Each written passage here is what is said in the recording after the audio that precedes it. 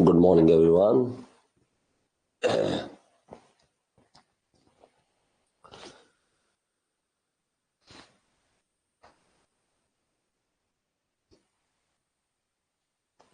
Good morning.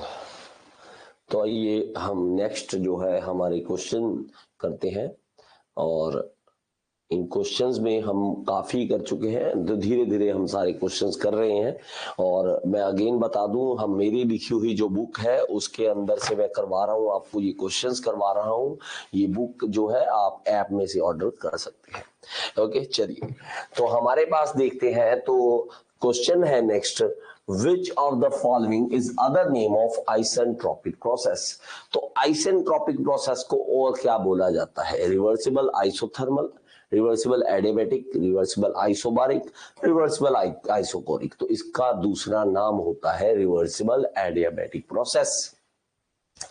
तो reversible adiabatic भी बोलते हैं। अगर आपको इस तरह से दो नाम आते हैं तो हमें पता होना चाहिए, isentropic process is also known as reversible adiabatic process, as this is an adiabatic process. तो एडियाबैटिक प्रोसेस है, ना हीट अंदर जा सकती है ना आ सकती है। अब हम अगर देखते हैं, चेंज ऑफ एंट्रोपी जो होता है, चेंज ऑफ एंट्रोपी जो होता है वो क्या होता है? dq by T. अब चेंज ऑफ हीट नहीं है। देखिए एडियाबैटिक के अंदर क्या होता है, एडियाबैटिक के अंदर क्या होता है, हीट ट्रांसफर नहीं होती है। dq जो होता है वो जीरो होता है। अगर dq 0/t कर देंगे तो ये ds भी क्या बन जाएगा? जीरो। ds जीरो का मतलब क्या है? Change of entropy is zero. Change of entropy जो है वो क्या बन जाएगा? Zero. Change of entropy zero का मतलब चेंज नहीं हो रहा, तो वो आइसेंट्रोपिक कहलाती है। आइसेंट्रोपिक कहलाती है। ओके, तो हमारे पास आइसेंट्रोपिक प्रोसेस जो है उसको हम रिवर्सिबल एडियाबैटिक प्रोसेस भी बोलते हैं। और इसके अलावा अगर हम देखें, और इसमें if the process is reversible and adiabatic, इसका मतलब है dq जो है उसका वो जीरो आ जाएगा और ds भी जीरो आ जाएगा। चेंज ऑफ एंट्रोपी जो है वो भी जीरो आ जाएगा। ओके जी, चलिए इस क्वेश्चन को देखिए एक बार।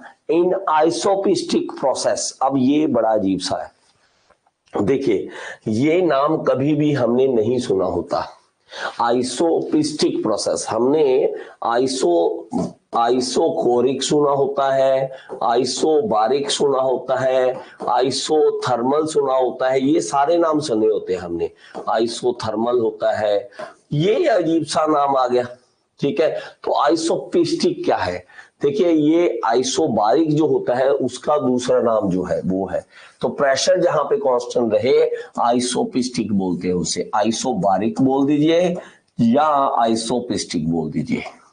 तो अगर आपको कहीं पे आइसोपिस्टिक देखने को मिलता है तो आपने घबराना नहीं है, आइसोपिस्टिक आइसोबारिक जैसा ही है, एक नाम है। ठीक है, चलिए आगे। The cyclic integral of dq minus dw is for a processes। एक प्रोसेस के लिए जो dq minus dw होता है वो क्या होगा? तो वो हमारे पास क्या होना चाहिए? वो जीरो होना चाहिए। साइक्लिक इंटेग्रल की बात कर रहा है। ठीक है, साइक्लिक, तो हमारे पास वो जीरो होना चाहिए। The sum of internal energy u and, मतलब सम किसका? इंटरनल एनर्जी और product of PV. U plus PV क्या होता है? एंथैल्पी होता है, ये हमें सबको पता है। ये हमारे पास क्या होता है? यू है इंटरनल एनर्जी, इंटरनल एनर्जी है हमारे पास, याद होना चाहिए हमें, इंटरनल एनर्जी है। पी प्रेशर है और वी वॉल्यूम है। तो इन दोनों को मल्टीप्लाई करने के बाद हमारे पास क्या निकलता है? एंथैल्पी निकलता है। एंथैल्पी निकलता है। For constant dash process, change in internal energy on in a reversible process is equal to heat transfer. अगर आप में से कोई रिप्लाई कर सकता है तो बहुत अच्छी बात है। ठीक है, ऐसे क्वेश्चंस का आप भी रिप्लाई करा करें तो आप ज्यादा बेटर रहेगा। तो हमारे पास क्या कहता है, डी यू जो है वो किसके इक्वल आ जाए? डी क्यू के। लेकिन डी क्यू एक्चुअल में क्या होता है? डी क्यू होता है D you plus D W, इस तरह से होता है। अगर डी डब्ल्यू जीरो आ जाए, मतलब वर्क जो है वो जीरो आ जाए, हमने वर्क नहीं करना, हमने वर्क जिसमें ना हो। वर्क जीरो किस में होता है? वर्क जीरो होता है हमारे पास जहां पे वॉल्यूम कांस्टेंट होती है। तो कांस्टेंट वॉल्यूम वाले में, कांस्टेंट वॉल्यूम प्रोसेस में ये क्या होता है हमारे पास? इक्वल टू इंटरनल एनर्जी आ जाता है डी। शाबाश शाबाश। ओके, तो डी क्यू जो है वो डी यू जो है डी क्यू के बराबर आ जाएगा। ओके, चलिए, when a gas flows through a very long pipe of a uniform cross section, the flow is approximately। तो ये बड़ी अजीब सी है। देखिए, क्वेश्चन हमें एसएससी जेई में पूछा जाता है, आरआरबी जेई में ऐसे क्वेश्चन पूछे जाते हैं कई बार। कहता है कि एक लॉन्ग पाइप है, उसके अंदर फ्लो हो रहा है। हमारे पास एक लॉन्ग पाइप है, इस तरह से बना लेते हैं हम। ओके, तो ये हमारे पास एक पाइप है और इसके अंदर से फ्लो हो रहा है। तो आप बताइए फ्लो कैसा माना जा सकता है? अप्रोक्सीमेटली कैसा माना जा सकता है? इस तरह से है। ओके, फ्लो जा रहा है। तो ये क्या होता है? ये हम मान सकते हैं, इसको आइसोथर्मल मान सकते हैं। आइसोथर्मल अप्रोक्सीमेटली क्यों? क्योंकि जब हमारे पास, ये देखिए, जब हमारे पास यहां से पानी आगे जाएगा तो फ्रिक्शन होगी, फ्रिक्शन के कारण हीट होगी, लेकिन एक लॉन्ग पाइप होने के कारण यहां से हीट बाहर भी लगातार निकल रही है। तो हमें वहां पे टेम्परेचर जो है वो एक तरह का कांस्टेंट रहता है, तो हम उसे आइसोथर्मल मान सकते हैं। अप्रोक्सीमेटली आइसोथर्मल हम मान सकते हैं। It is proposed to make a direct heat to work converter. कहता है कि यहाँ पे हीट है, ओके, यहाँ पे एक हीट जल रही है और यहां से सीधा वर्क मिल रहा है, हमें वर्क मिल रहा है। हीट टू वर्क कन्वर्टर बना दिया, ये एक कन्वर्टर है। Okay, out of elementary system absorb heat while doing isothermal work exactly equal. तो ये जितना हीट आए उतना वर्क आए, जितना हीट दे उतना वर्क। मान लीजिए आपने 100 जूल की हीट दी तो 100 ही वो वर्क कर दे, 100 जूल वर्क कर दे। तो ऐसा सिस्टम क्या है? इम्पॉसिबल है, नॉट पॉसिबल। ऐसा पॉसिबल नहीं होता, ऐसा पॉसिबल नहीं होता। यही तो थर्मोडायनेमिक्स में हम पढ़ते हैं बातें कि हमारे पास ऐसी चीजें जो होती है वो पॉसिबल नहीं होती हैं। कैलोरीज मेजर ऑफ, कैलोरी किसका मेजर है? Specific heat, quantity of heat, thermal capacity या एंट्रोपी। तो ये हमारे पास होता है क्वांटिटी ऑफ हीट का। कितनी कैलोरीज है आपके पास? आप खाना खाते हो तो हम कहते हैं कि मान लीजिए 2000 कैलोरीज आपने ली है, अपने पास है, कैलोरीज है। तो इसको बर्न करना, जब हम एक्सरसाइज करते हैं तो हम कैलोरीज बर्न करते हैं, एक्सरसाइज करते हैं जब, तो हम कैलोरीज बर्न करते हैं। तो ये कैलोरी जो है वो क्वांटिटी ऑफ हीट, कितनी आपके पास हीट एनर्जी है उसको हम कैलोरी बोल देते हैं, उसको कैलोरी बोल देते हैं। The maximum work is done in compressing air when the compression is। तो कहता है कि कंप्रेशन आप कर रहे हो और मैक्सिमम वर्क डन कब लगेगा, कौन सी प्रोसेस में मैक्सिमम लगेगा? देखिए, दो क्वेश्चन आते हैं इसमें, एक बार मिनिमम पूछेगा और एक बार मैक्सिमम पूछेगा। दोनों में से कोई भी पूछ ले, हमें पता होना चाहिए। मैक्सिमम के लिए याद रखिए ये एडियाबैटिक होता है। क्या होता है? एडियाबैटिक होता है। और मिनिमम के लिए ये आइसोथर्मल होता है। बस ये याद रखना है आपको। ओके ओके, तो ये हमारे पास क्या होगा? ये मिनिमम के लिए आइसोथर्मल और मैक्सिमम के लिए एडियाबैटिक। कहीं पे लिख लीजिए, कहीं पे लिख लीजिए, या ये डायग्राम बना लीजिए। तो हमारे पास अगर देखोगे एडियाबैटिक जो है ये सबसे बड़ा यहां पर है। ये देखो, ये वाला ये एरिया देखो, ये एरिया से देखो, ये इतना बड़ा एरिया है, ठीक है। ये सारा एरिया जो है वो बाहर का। ये अगर हम आइसोथर्मल का देखें तो ये है आइसोथर्मल का, ये आइसोथर्मल का है। ओके, आइसोथर्मल का कम हो गया एरिया और हमारे पास ये एडियाबैटिक का ज्यादा हो गया। तो एडियाबैटिक में वर्क डन जो है वो ज्यादा लगता है कंप्रेशन में और आइसोथर्मल में कम लगता है। Okay, the temperature of steam eight 540 degree centigrade है। और किससे मेजर करें इसको? थर्मोमीटर से, रेडिएशन पायरोमीटर से, थर्मोपाइल से या थर्मोकपल से। तो ये एक तरह का रेटिफिकेशन है, आप याद रखें। देखो, थर्मोमीटर तो बड़ी छोटी चीज मानी जाती है, ज्यादा हम ऐसे टेम्परेचर नहीं माप सकते। 540 डिग्री है तो इससे नहीं होगा।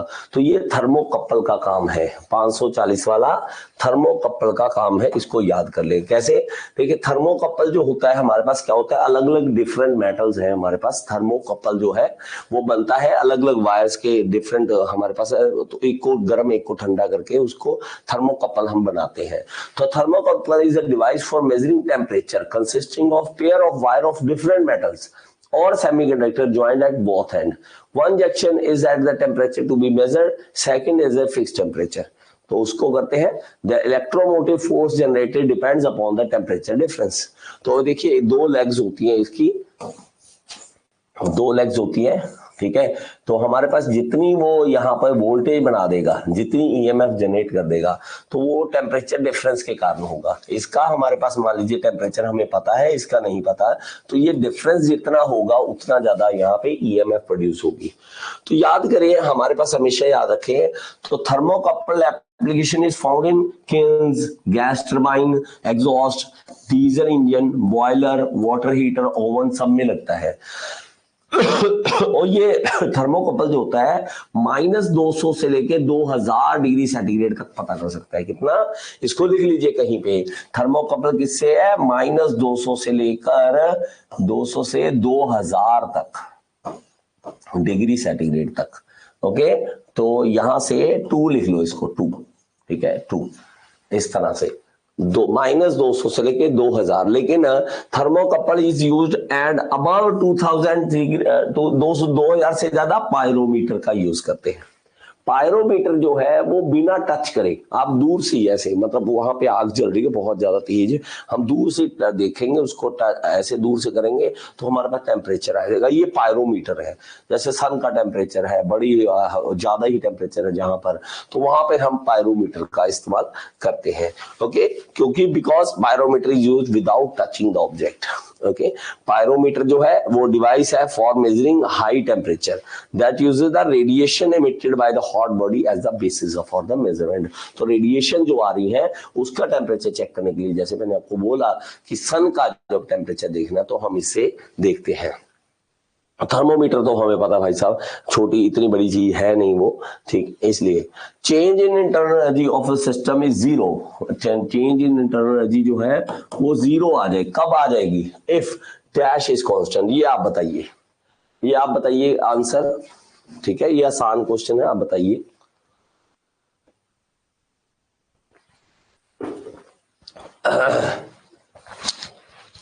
हाँ जी बेटा,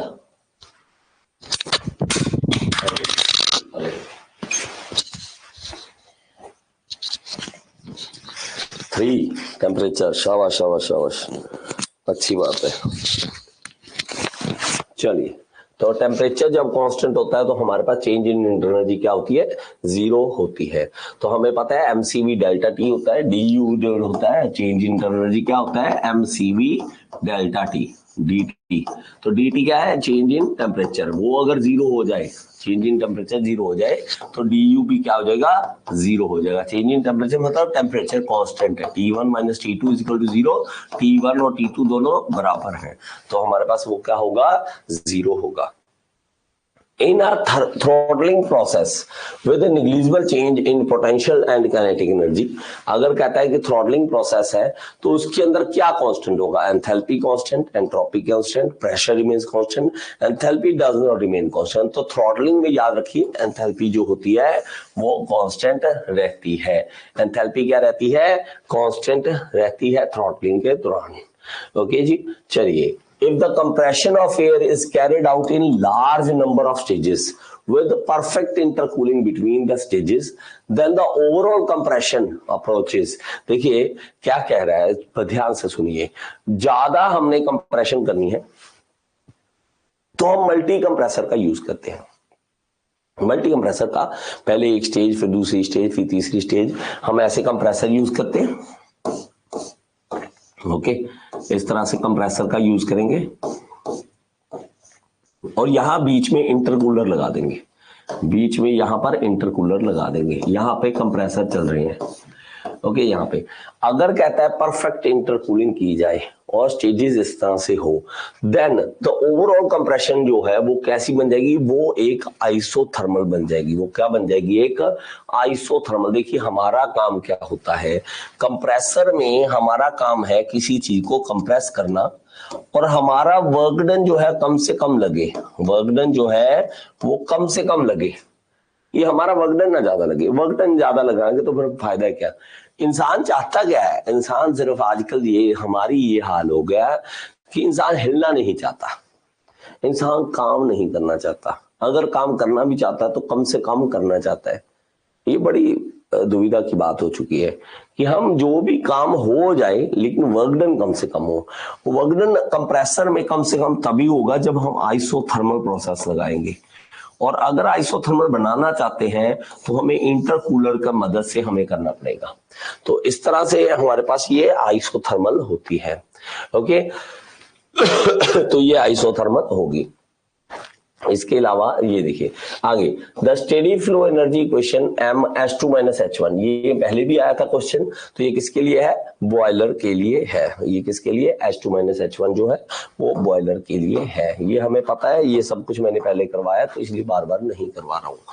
for an ideal diffuser in a steady flow, if mCv is the mass of air in its control volume, then देखिए अगर कहता है आइडल डिफ्यूजर है, स्टेडी फ्लो चल रहा है, स्टेडी फ्लो है, तो एमसीवी क्या है, mass of control volume, mass of control volume जो होगा तो वो क्या होगा, the velocity of air at the exit is higher than the inlet of the diffuser, delta MCV is equal to 0, change of mass in control volume is 0।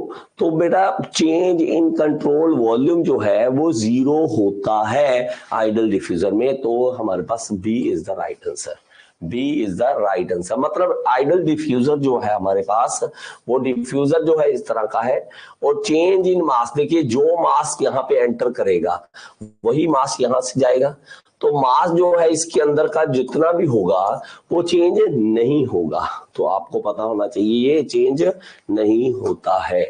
Okay तो ये हमें पता होना चाहिए। डिफ्यूजर क्या है, ideal diffuser mechanical device that uses increasing pressure at the expense of kinetic energy. ये हमने पहले भी पढ़ा हुआ है कि काइनेटिक एनर्जी के एक्सपेंस पे खर्चा करके, काइनेटिक एनर्जी कम करके प्रेशर एनर्जी हम इंक्रीज करते हैं। ओके चलिए इसके अलावा जो है नेक्स्ट हम पढ़ते हैं, इसके आ जाइए। An ideal gas undergoes an isothermal process between stage 1 and stage 2. Applicable equation, देखिए आइसोथर्मल में हम कौन सी इक्वेशन लगाते हैं, तो आइसोथर्मल में हमें पता है क्या होता है, PV P1 V1 P2 V2 के बराबर होता है, या हम कहते हैं P into V क्या होता है, कांस्टेंट, यही हम कहते हैं। तो ये P1 V1 is equal to P2 V2, तो ये वाली इक्वेशन हम यूज करेंगे, ये वाली इक्वेशन हम इसमें यूज करेंगे। ओके तो ये हमें पता होना चाहिए इसके बारे में, तो ये हम आगे चल सकते हैं। Identify the incorrect option from the below with regard to the first law of thermodynamics for the cyclic process.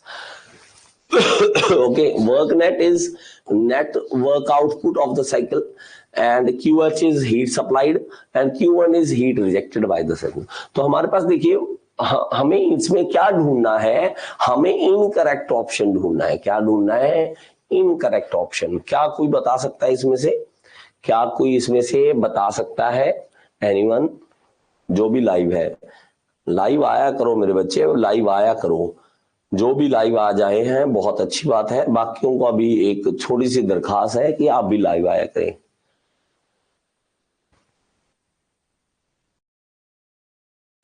हाँ ओके जल्दी से इसका रिप्लाई करिए बेटा, इसमें से क्या गलत लग रहा है आपको।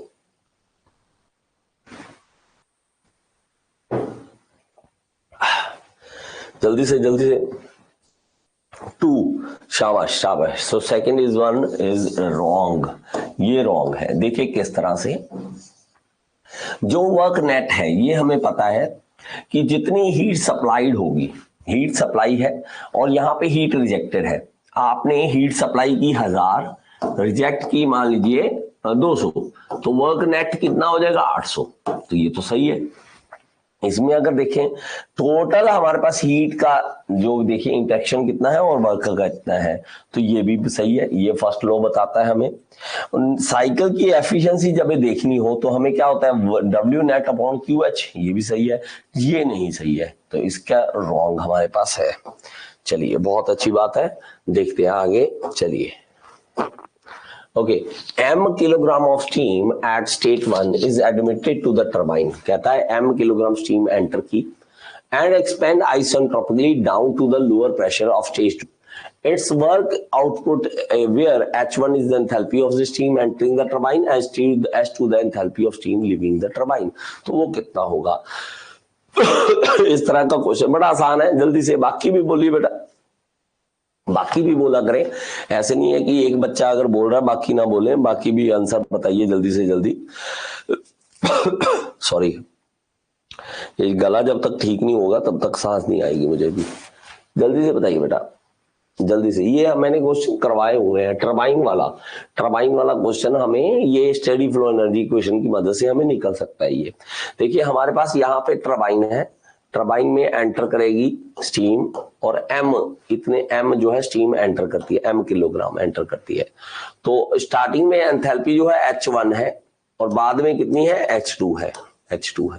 तो H1 ऑब्वियसली ज्यादा होगी, ऑब्वियसली क्या होगी, ज्यादा होगी, ज्यादा में से कम माइनस करना है, तो H1 minus H2, 3 is the right answer. शाबाश, 3 is the right answer.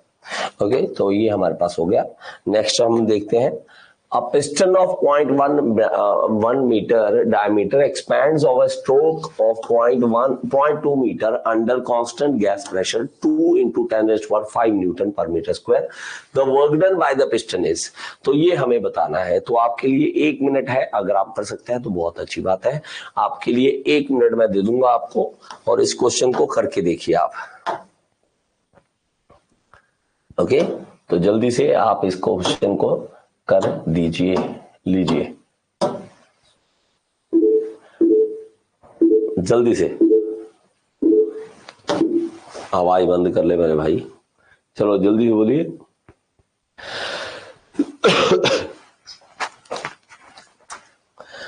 Offline जब पढ़ाते हैं ना तो इसमें थोड़ा सा आराम हो जाता है टीचर का। टीचर एक क्वेश्चन देके थोड़ी देर आराम कर सकता है, बोलना बंद कर सकता है। ऑनलाइन में आप बंद नहीं कर सकते बोलना, ऑनलाइन में बोलना बंद नहीं कर सकते, आपको बोलना ही पड़ता है और लगातार बोलना पड़ता है।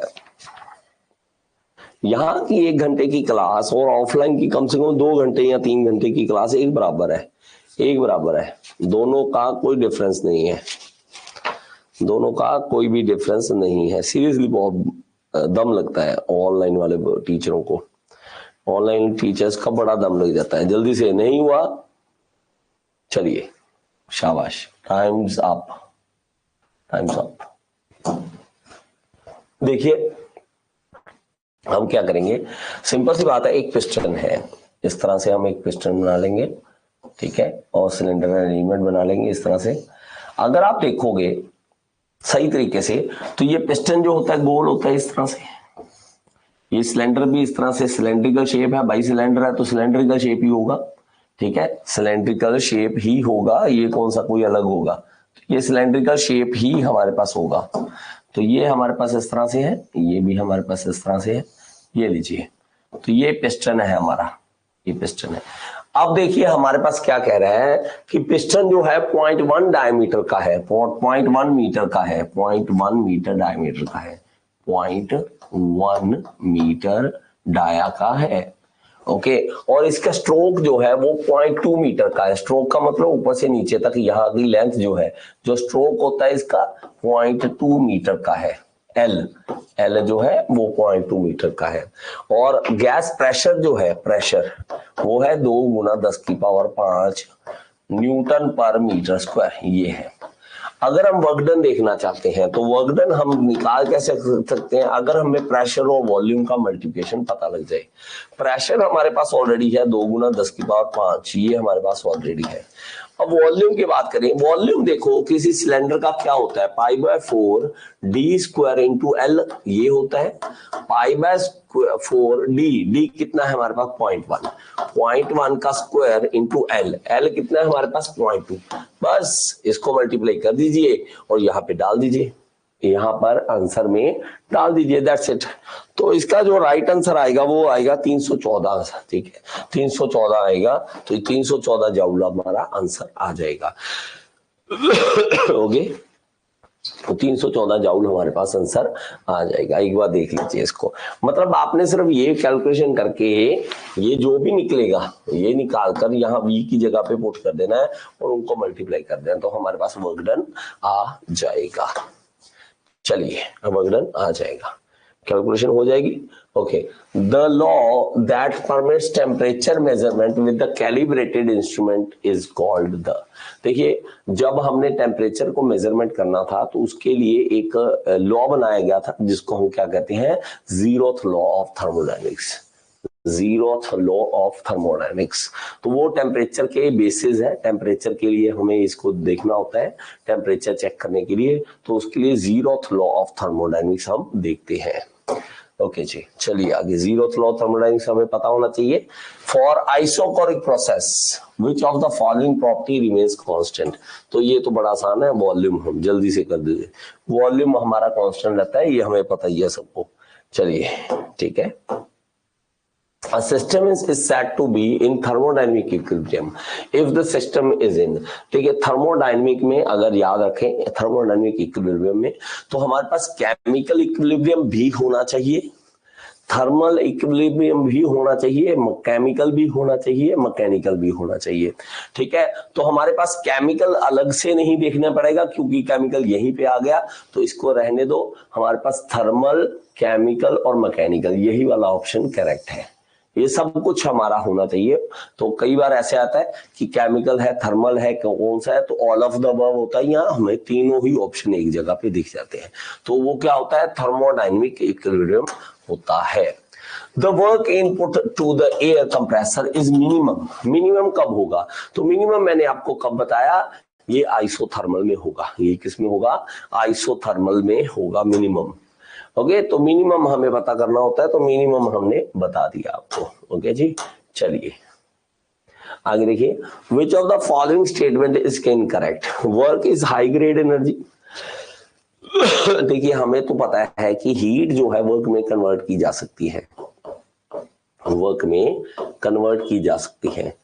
ओके, लेकिन जो हमारे काम का है, हम मान लीजिए कोयला जल रहा है, तो हमारे क्या काम का काम देखिए, हीट, आग अगर कोयला जल रही है हम हाथ सेक लेंगे तो बहुत अच्छी बात है कि ठंड लग रही है भाई कोयला जला लो, ठीक है, लेकिन काम करवाना हो तो फायदा नहीं है ना अकेले का, तो हीट जो है वो एक लो ग्रेड एनर्जी होती है, वर्क हमें इसको हम हाई ग्रेड एनर्जी बोलते हैं, ये हमेशा याद रखें, वर्क को हम हाई ग्रेड एनर्जी बोलते हैं, एनर्जी है पर हाई ग्रेड की है। ओके, और ये भी एनर्जी है बट लो ग्रेड एनर्जी है, तो लो ग्रेड एनर्जी है। हम पता है कि इंसान का ये आदत ही है, बस लो, किसी चीज को लो दिखाना, किसी को हाई दिखाना, ये इंसान की आदत है, चाहे इंसान किसी में भी हो, कहीं पे भी हो, उसे कोई ना कोई चीज लो दिखानी होती है ताकि हाई दिखा सके, हाई दिखानी होती है ताकि किसी चीज को लो दिखा सके। वैसे है कुछ नहीं, ये भी हीट है भाई साहब, हीट का अपना काम है, वर्क का अपना काम है, लेकिन इन्होंने नाम दे रखा है, थर्मोडायनेमिक्स में हम हाई ग्रेड बोलते हैं, इसको लो ग्रेड बोलते हैं। तो हमारे पास क्या है, इनकरेक्ट क्या है, वर्क इज हाई ग्रेड, ये तो सही बात है, work and heat are not equivalent form of energy, ये तो भैया भाई ये भी सही बात है, heat is low grade energy, ये भी सही बात है, heat is high grade energy, ये नहीं सही, तो ये हमारे पास नहीं सही, मतलब इनकरेक्ट स्टेटमेंट यही है, इनकरेक्ट स्टेटमेंट यही है। ओके, तो हाई ग्रेड हम देखते हैं, तो हमारे पास हाई ग्रेड एनर्जी जो है वो the energy which can be completely converted into other form, जो कंप्लीटली कन्वर्ट की जा सके, उसके जैसे कि mechanical work, electrical work, water power, wind power, kinetic energy of jet, tidal power, ये सब क्या है, हाई ग्रेड एनर्जी के एग्जांपल है। लिख लो कहीं पे हाई ग्रेड एनर्जी की एग्जांपल लिख लो इसको। लिख लो, mechanical work, electrical work, water power, wind power, kinetic energy of jet और टाइडल पावर, ये सारी की सारी क्या है हमारे पास, ये हाई ग्रेड एनर्जी की एग्जांपल है। और अगर हम देखें लो ग्रेड की, तो हीट और thermal energy, heat derive from nuclear fusion और fusion heat derive from combustion of the fossil fuel, ये सारी क्या है, ये हमारे पास लो ग्रेड एनर्जी है, ये हमारे पास लो ग्रेड एनर्जी है। The energy which can not be converted completely into the shaft work, जो कंप्लीटली शाफ्ट वर्क में कन्वर्ट नहीं की जा सकती, उसको हम लो ग्रेड एनर्जी बोलते हैं, उसको हम लो ग्रेड एनर्जी बोलते हैं। द वर्क एक्सट्रैक्टेड फ्रॉम हो गए from the system is equal to the heat provided to the system, कहता है कि हीट जितनी हम दे रहे हैं उतना ही इक्वल टू कर दें, कि हम क्या कर दें, इक्वल टू वर्क डन कर दें।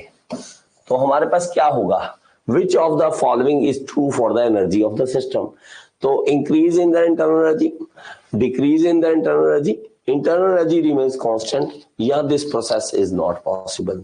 तो हमारे पास अगर कहता है कर दें, ठीक है, अगर हम कर दें तो क्या होगा, तो इंटरनल एनर्जी जो है कांस्टेंट रहेगी, इंटरनल एनर्जी क्या होगी, कांस्टेंट रहेगी, ओके, कांस्टेंट रहेगी। How a condensation of a mixture consisting of saturated liquid and saturated vapor is represented on an enthalpy entropy diagram, कहता है कि जहां पर लिक्विड और वेपर दोनों एग्जिस्ट करते हो, वो उसको किस तरह से रिप्रेजेंट किया जाता है, एंथैल्पी और एंट्रोपी डायग्राम में। अगर आप देखोगे एंथैल्पी एंट्रोपी डायग्राम को देखते हो, तो यहाँ पे देखो ये कर्व्ड लाइंस है इस तरह से, ये सारी लाइंस जो है ये क्या है, ये ड्राइनेस फ्रैक्शन को दिखाने के लिए, और ये सारा जो बीच में हमारे पास एरिया होता है वो क्या होता है, लिक्विड और वेपर का मिक्सचर होता है, जिसको हम क्या कहते हैं, वेट रीजन बोलते हैं, जिसको हम वेट रीजन बोलते हैं। तो वेट रीजन जो है वो उसके अंदर लाइन जो होती है वो इंक्लाइंड लाइंस आती हैं, ठीक है, सॉरी ये कौन सी है, कर्व्ड लाइंस। तो हमारे पास कर्व्ड है जी, कर्व्ड है। और एक मिनट, फाइनली हमारे पास एक क्वेश्चन, जस्ट होल्ड ऑन, क्योंकि इसके अंदर और भी ऑप्शन हो सकती है, तो एक सेकंड रुक जाते हैं हम, ठीक है, गड़बड़ करने से अच्छा है, ठीक है, हाँ incline line, sorry incline line है with constant slope, incline line with constant slope. तो हमारे पास इंक्लाइन लाइन होती है और कांस्टेंट स्लोप के साथ चलती है, तो ये हमारे पास D is the right answer, D is the right answer. जहां पे मिक्सचर जो है हम कंडेंसेशन हम दिखाते हैं, तो वो क्या होती है, incline line with constant slope होती है, ठीक है, ओके। चलिए, तो आज के क्वेश्चन मुझे उम्मीद नहीं थी इतनी जल्दी मैं करवा दूंगा, ठीक है, मुझे लगता था थोड़ा टाइम लगेगा, तो थोड़ा सा टाइम जल्दी हमारा क्वेश्चन जो है वो काफी जल्दी हो गए, ठीक है। तो आप इसी तरह जुड़े रहो, आपके जो भी डाउट है मुझे पूछते रहो, आप ऐप में मुझे मैसेज कर सकते हैं, आप पूछ सकते हैं जो भी डाउट है। और इसी तरह हम ये 100 क्वेश्चन हो चुके हैं, इसी तरह हम 300 क्वेश्चन इसके थर्मोडायनेमिक्स के खत्म कर देंगे। ओके जी, थैंक यू सो मच, कल दोबारा मिलते हैं।